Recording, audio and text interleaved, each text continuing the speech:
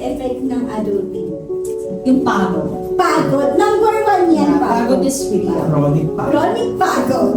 As in, pang matagalan ng pagod na pagod. So, ang pinag-uusapan natin ngayon, hindi lang talaga physical na pagod.